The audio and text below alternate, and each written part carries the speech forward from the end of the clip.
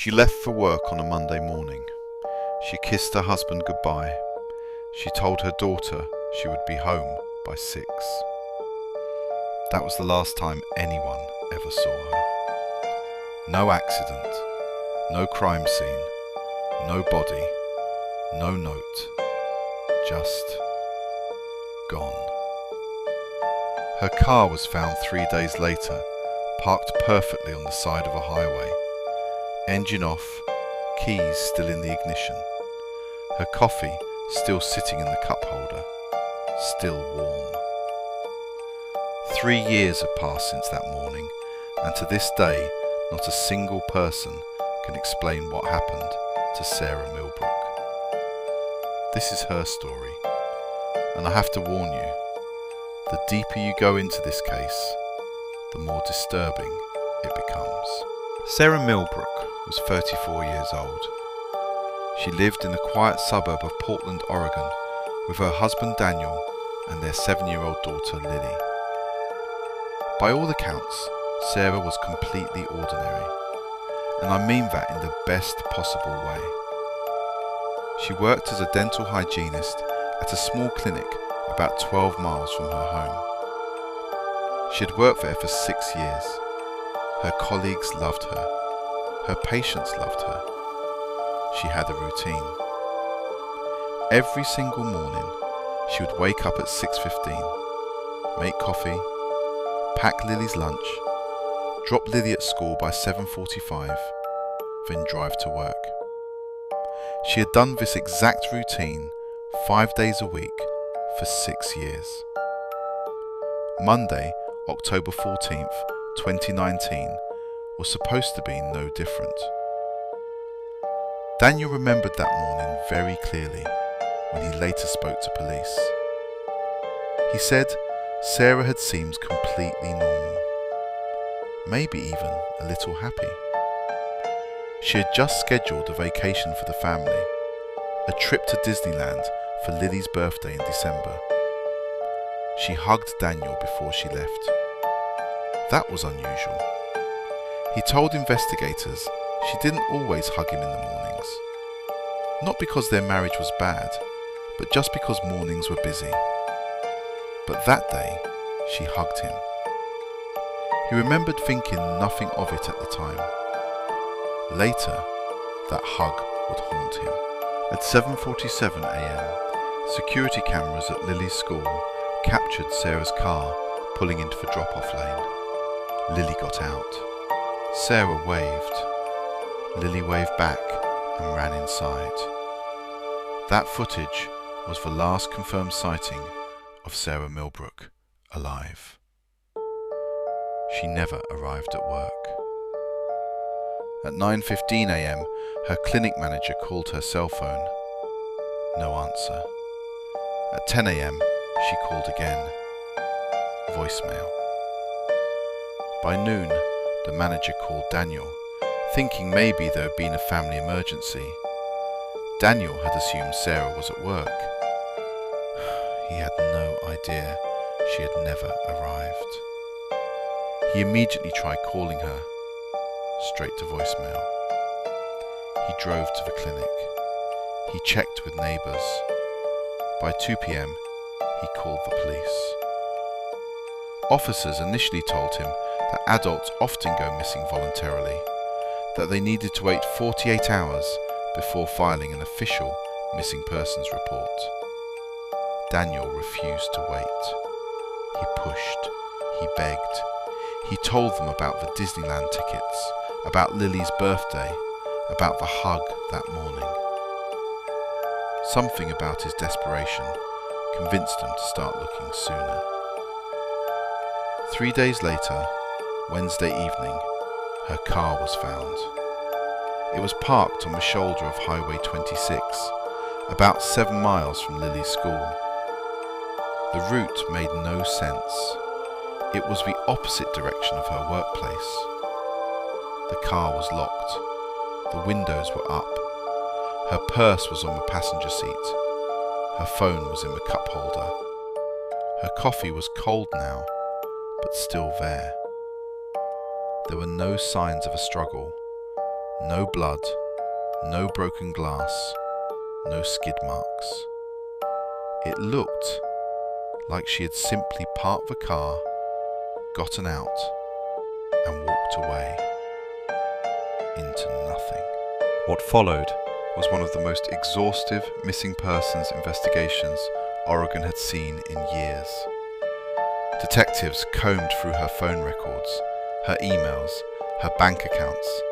They interviewed everyone she knew, friends, co-workers, distant relatives, people from her past she hadn't spoken to in a decade.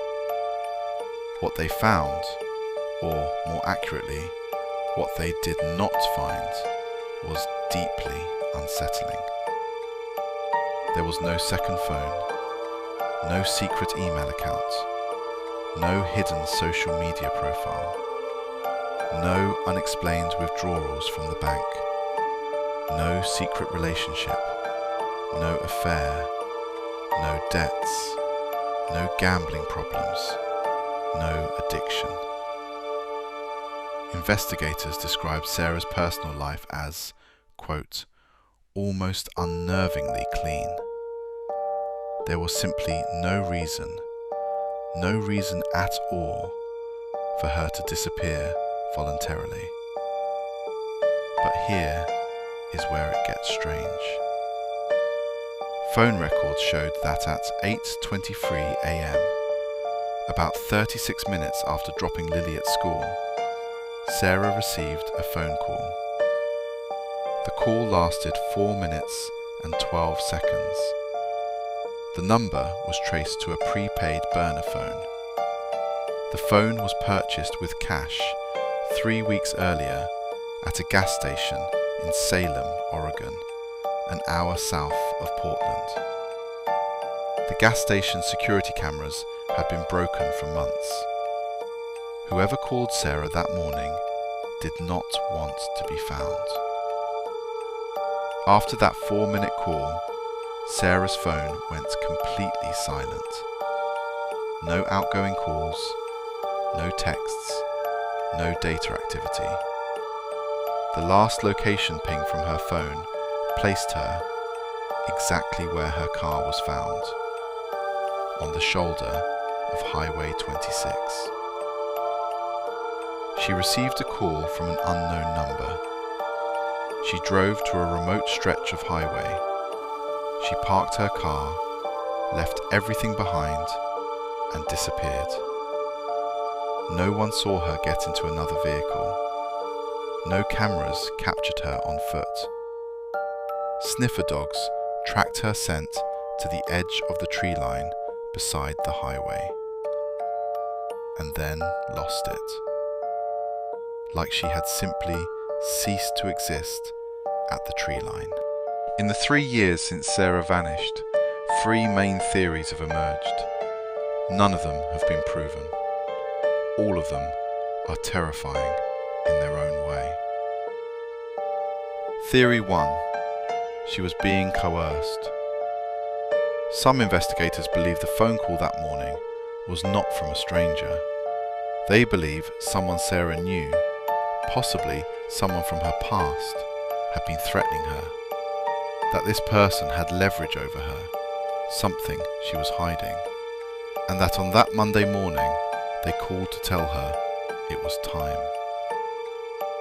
This theory would explain why there were no signs of a struggle, why she left calmly, why she left everything behind without hesitation. She wasn't running from her life, she was protecting it. Theory 2. She witnessed something she was not supposed to see. In the weeks before her disappearance, several of Sarah's co-workers mentioned that she had seemed slightly distracted. Not worried exactly, just elsewhere. One colleague recalled Sarah mentioning, very casually, that she had seen something odd on her drive to work. A van parked in the same spot 2 days in a row, outside a house she passed every morning. She had laughed it off. Police were never able to identify the van or the house she was referring to. Theory 3. This was planned by someone who knew her routine perfectly. To this day, the most disturbing detail in this case is not the disappearance itself. It is the timing. The window between dropping Lily at school and arriving at work was exactly 23 minutes. Sarah drove the same road every single day. Whoever called her that morning knew she would be alone, knew exactly where she would be, knew exactly when. This was not random. This was planned. Someone had been watching Sarah Millbrook for a very long time. Daniel Millbrook never remarried. He still lives in the same house. He told a reporter last year that he keeps the porch light on every night. Lily is 10 years old now. She does not fully understand what happened to her mother. Daniel told her that Mum had to go somewhere for a while. Lily still draws pictures of her at school sometimes. The case was officially reclassified from missing person to endangered missing in 2021. It remains open. There are no active suspects. The burner phone that called Sarah was never traced to an owner. The Disneyland tickets Daniel had booked for December, he never cancelled them. He says he doesn't know why. He just couldn't bring himself to do it. Sarah Millbrook was 34 years old. She loved her daughter. She had a vacation planned. She kissed her husband goodbye on a Monday morning, and then she was gone. Cases like Sarah's are more common than most people realise.